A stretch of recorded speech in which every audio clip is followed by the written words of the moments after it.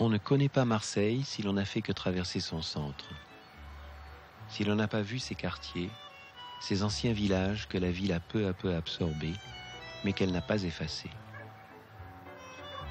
La ville, en s'étendant, a franchi les collines, contourné les escarpements, grimpé sur les rochers qui séparaient ces localités nichées dans les hauts vallons, cachées au fond des criques ou perchées sur des pitons. Alors, tout est en montée ou descente, en pente ou contre-pente, en escalier.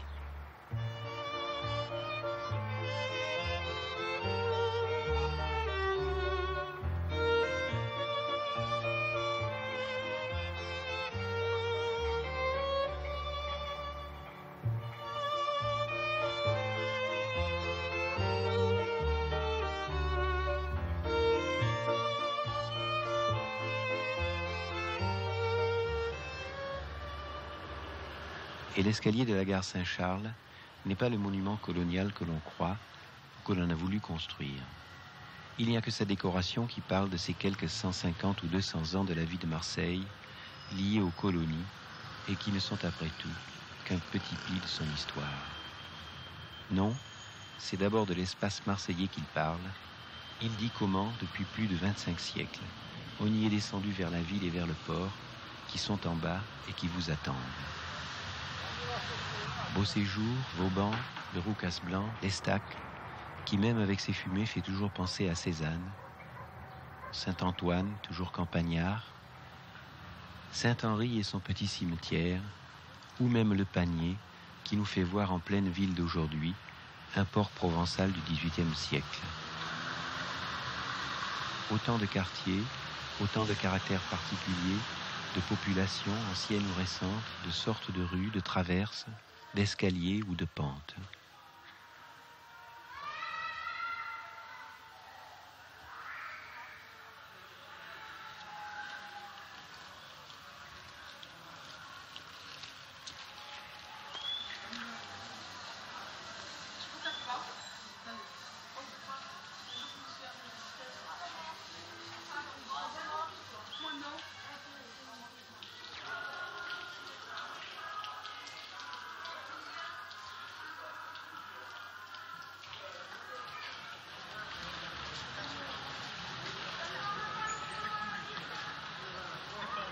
On se sent donc de son quartier, et l'on a toutes les raisons pour ça.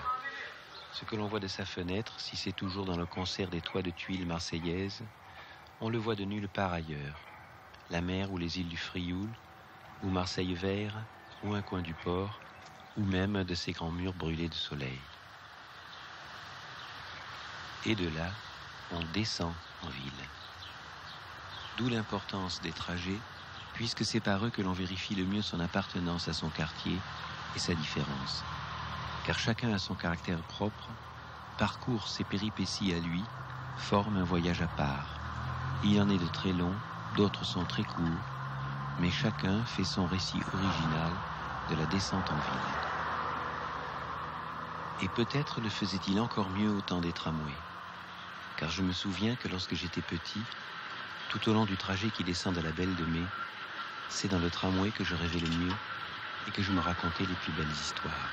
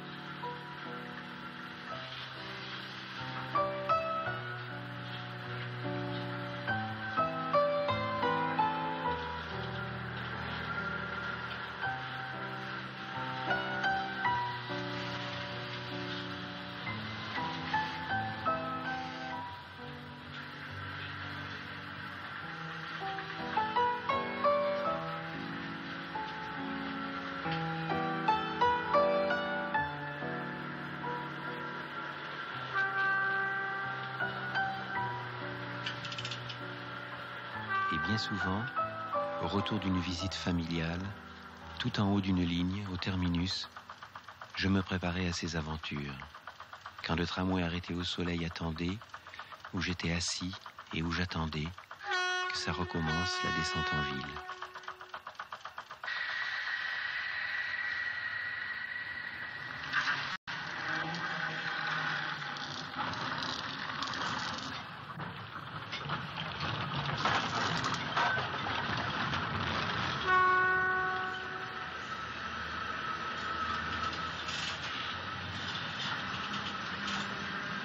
Mais si chaque trajet raconte sa petite histoire et fait sentir une différence, c'est peut-être surtout parce qu'il renvoie à une différence bien plus ancienne. Celle qui, pendant tant de siècles, a partagé la population marseillaise, qui peut-être même partage encore au fond de lui-même chaque Marseillais, celle qui sépare le paysan du marin.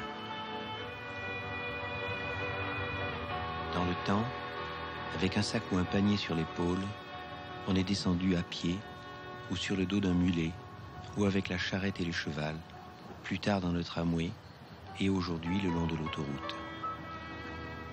Mais c'est toujours pour la même sorte de voyage et vers la même rencontre. On est toujours, au fond, le même rural, et dans le centre-ville, en bas, au bord de l'eau, c'est toujours ce même autre que l'on va rencontrer, le marin. On a quelque chose qui vient de la terre à lui vendre, et lui ou sa femme, ils ont quelque chose à nous vendre qui vient de la mer. De cette mer originelle d'où pour Marseille tout est toujours venu, qui l'a fait vivre, qui l'a faite se creuser d'échanges qu'elle est devenue, d'où sont même arrivés ceux qui l'ont fondée, la Méditerranée.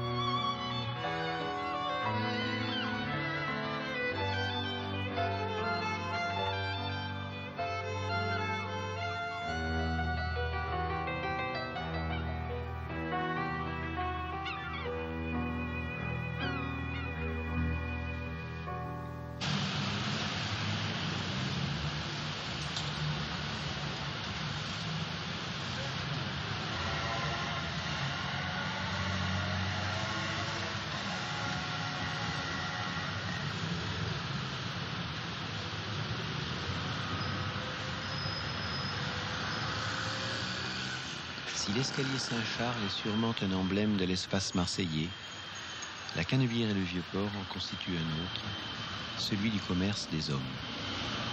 Là où ils se croisent, se rencontrent, se parlent, là où ils échangent, des denrées, des marchandises, des objets, de l'argent, mais aussi leur langage, leurs inventions ou leurs rêves, là où ils se transforment. Dans le grouillement de ces lieux, des hommes et des femmes, des véhicules et des bateaux, Marseille est tellement au comble d'elle-même qu'elle fait penser à tous ces grands ports mythiques et lointains, Hong Kong ou Singapour ou Valparaiso, que je ne connais pas, mais que j'imagine d'autant mieux que je le fais en me servant d'elle.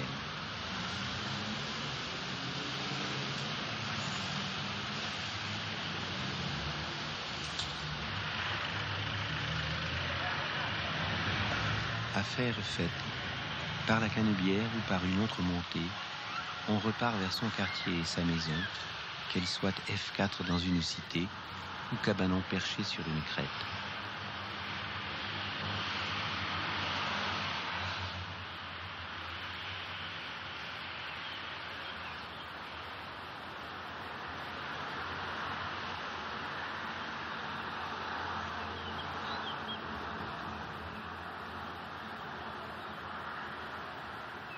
La banlieue de Marseille est comme celle de toutes les grandes cités.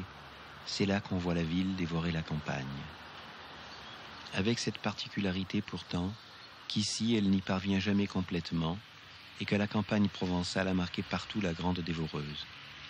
Comme on le voit dans les quartiers, à bien des formes paysannes, et même en pleine ville, au 169 de la rue Abbé de l'Épée, à cette ancienne remise à chevaux, qui n'est rien autre qu'un mas provençal surgi de l'autre siècle.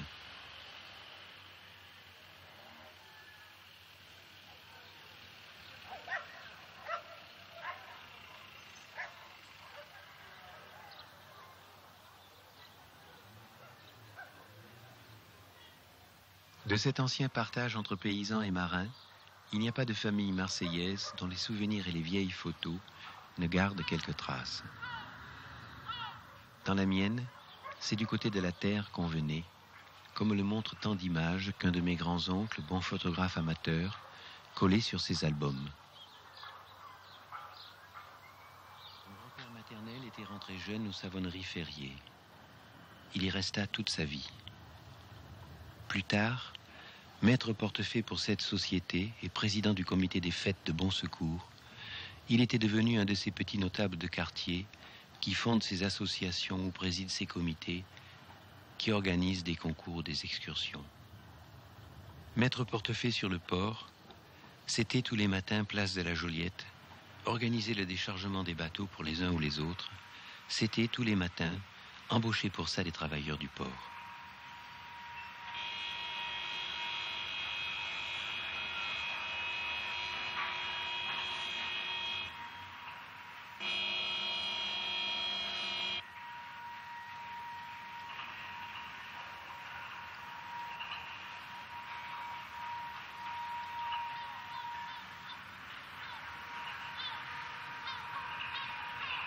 Mais il y a toujours eu à Marseille une sorte bien particulière de travailleurs.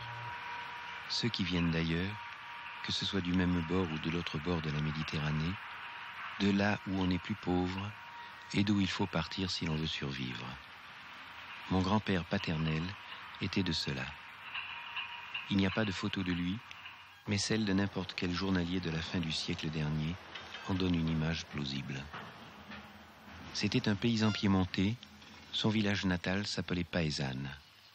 Il paraît qu'il l'avait quitté pour l'Amérique, mais il n'alla pas si loin. En tout cas, c'est en France qu'il travaillait, sur les voies, quand il avait rencontré ma grand-mère paternelle. C'était la fille d'une cantinière dont la baraque suivait les chantiers. Elle n'avait que 15 ans et on dut demander une dispense pour la marier.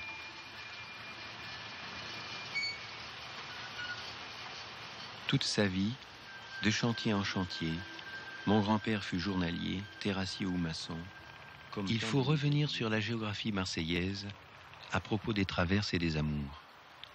Les traverses, ce sont d'anciens chemins sinuant entre les propriétés ou les campagnes, bordés par le côté aveugle des maisons, mais surtout par des murs.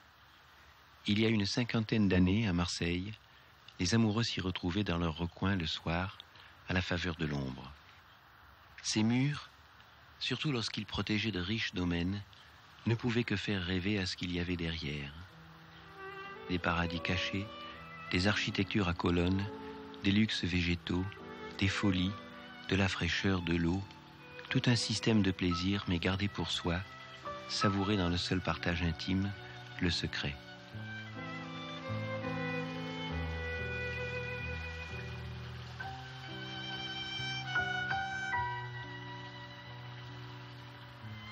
D'un côté du mur, on s'aimait debout, contre ses pierres et son crépi, mais on ne le fait plus. Et de l'autre, on s'aimait dans de petits temples, comme celui qui achève de se ruiner dans l'ancienne campagne flotte, où l'on ne s'aime plus non plus depuis longtemps, et où se défait doucement un beau jardin, entre terrains vagues et collines.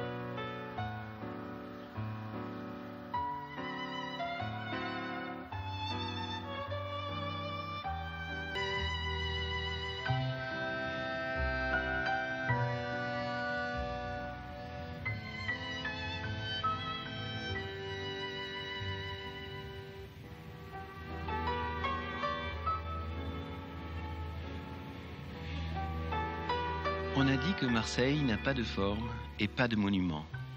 D'abord, c'est ne pas voir ceux de Pierre Puget et quelques autres. Mais surtout, c'est ne pas comprendre que Marseille est elle-même le monument sans cesse reconstruit, recommencé, qu'elle se dédie chaque jour depuis 25 siècles.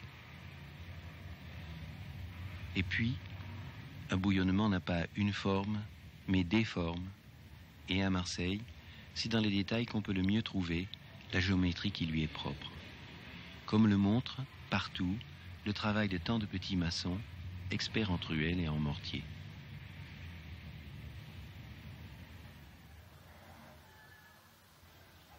Quand je descendais la traverse Bon Secours vers la Belle de Mai pour aller à ma première école, c'est d'eux que j'ai reçu mes premières leçons d'art plastique. Matière, lumière et forme, à peine de la couleur, pierre calcaire, sable et ciment. Murs, portes, escaliers aux angles ronds et soleil. Autant de détails, autant de sculpteurs. Ce sont les vrais monuments marseillais. Pendant la maladie de mon grand-père, j'avais attaqué son domaine. Sur la porte bleue du petit garage, avec une branche trempée dans un pot d'huile de vidange trouvé là, j'avais joué au peintre. Il paraît que c'était horrible, sale et laid, que ça dégoulinait, mais moi, j'avais éprouvé un plaisir immense et je trouvais que c'était beau. Cette expérience aussi fut durement châtiée. Depuis, j'ai toujours aimé les taches, les signes qu'elles sont d'une main qui est passée là, de quelque chose qui s'est fait un jour, dont il reste cette trace qui parle encore. Si je suis devenu peintre, si j'ai aimé le dessin, les lavis, les encres, les plumes, les bâtons et les brosses, je sais bien que c'était uniquement pour reconquérir année après année le droit et le plaisir de refaire des tâches. D'ailleurs, ce droit reconquis, je me suis arrêté de peindre et je me suis mis à raconter des histoires.